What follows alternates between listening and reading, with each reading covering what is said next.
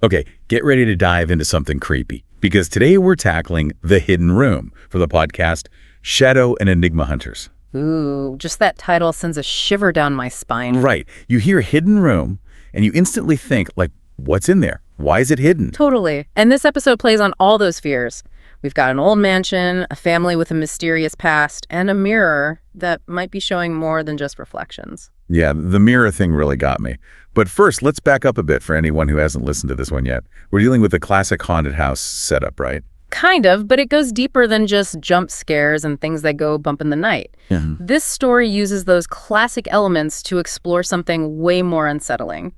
The idea that we can be haunted by, like, our own WN pasts just as much as any ghost. Okay, see, that's what hooks me every time. That psychological thriller aspect. So walk us through it. Who are these people moving into this spooky mansion? So we meet the Garcia family. They've just moved to this old house in a remote village, hoping for a fresh start, But this house, it has a presence. The episode really makes you feel like it's a character itself almost. Oh, I love when they do that. Like, the house has its own personality, its own secrets. It's not just a backdrop. Exactly. And nowhere is that clearer than in their description of the attic. It's both intriguing and terrifying at the same time. Oh, totally. Attics are like magnets for creepy stories. It's that sense of the unknown up there, what could be hiding in those shadows. Exactly. And that's where they bring in this antique mirror. The oldest daughter, Valeria, she's the one who finds it. Ooh, antique mirror in a creepy attic. Talk about a recipe for trouble. I'd be terrified to even touch it. Like, imagine just seeing a face in the reflection that shouldn't be there. Well, Valeria doesn't have to imagine it. She sees a shadowy figure in the mirror when she's all alone. See, that's where I'd tap out. I'd be out of there. No way, no how. But not Valeria. She's braver than I am. She finds a hidden room behind the mirror, and she actually goes inside. And this is where the episode really excels at building suspense. You can practically feel the dust and cobwebs, hear the floorboards creaking under her feet. Like the story is pulling you right into that room with her. Exactly. And what does she find tucked away in that room?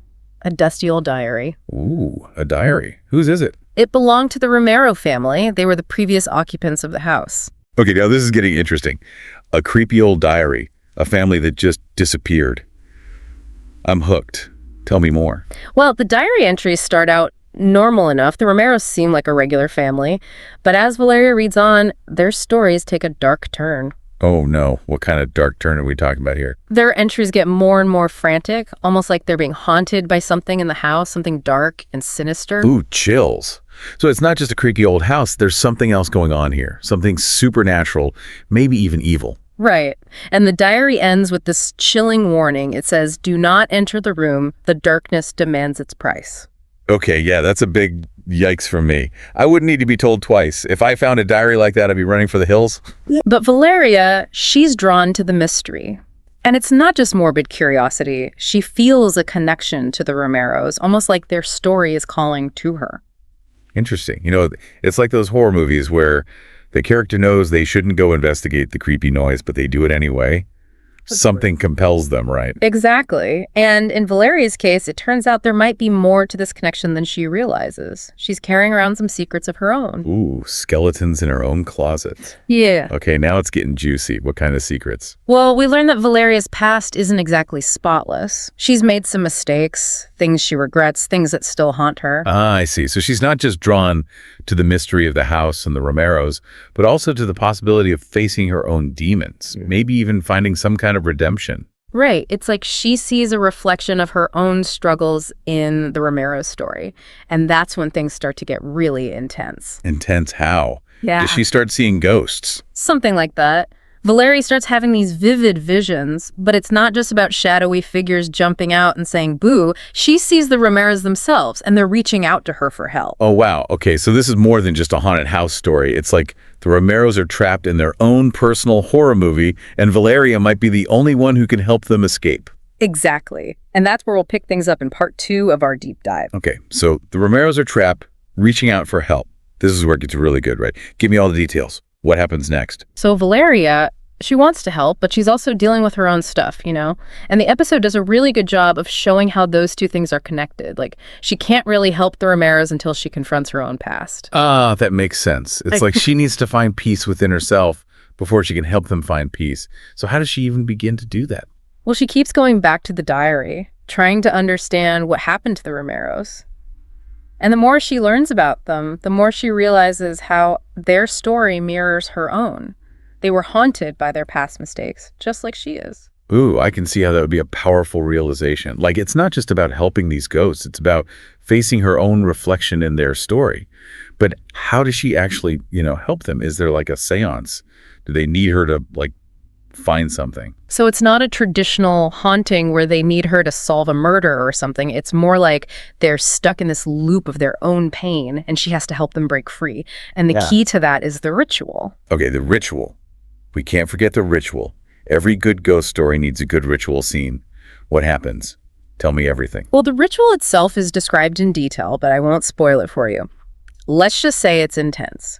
Valeria has to tap into her own experiences, her own pain, to reach the Romeros. Okay, see, now that's interesting. It's like she has to confront her own demons to fight the darkness that's holding them captive. So it's dangerous for her too, right? She's not just some neutral observer. Exactly. She's putting herself on the line, both emotionally and spiritually, to help these people she's never even met. Talk about a hero's journey. But we're talking about Shadow and Enigma Hunters here, so it's not going to be easy, right?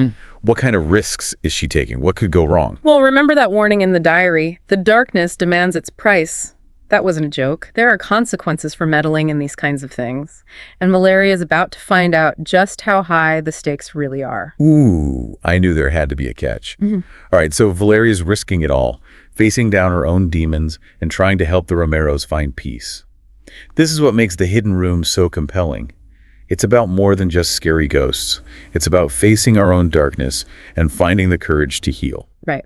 And that's where we'll have to leave it for now. But make sure to come back for part 3 of our deep dive, where we'll discuss the climax of the ritual and what becomes of Valeria and the Romeros. Okay, I'm on the edge of my seat here.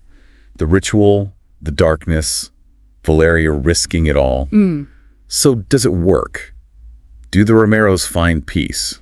Well, the episode makes you wait for it, The tension builds and builds as the ritual plays out. Valeria is chanting from the diary, and the house, it's almost like it's reacting to her. Oh, I bet. Like the walls are closing in, the floorboards are groaning. I can practically hear it. Exactly. It's super atmospheric. And yeah, the Romeros, they start to appear, but it's not like they just disappear or ascend into the light or anything. Ooh, there's a butt coming. I can feel it. They don't seem totally at peace, do they?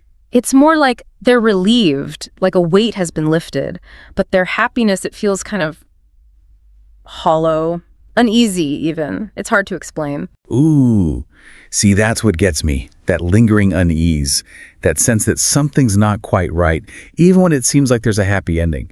It's way creepier than just seeing a ghost.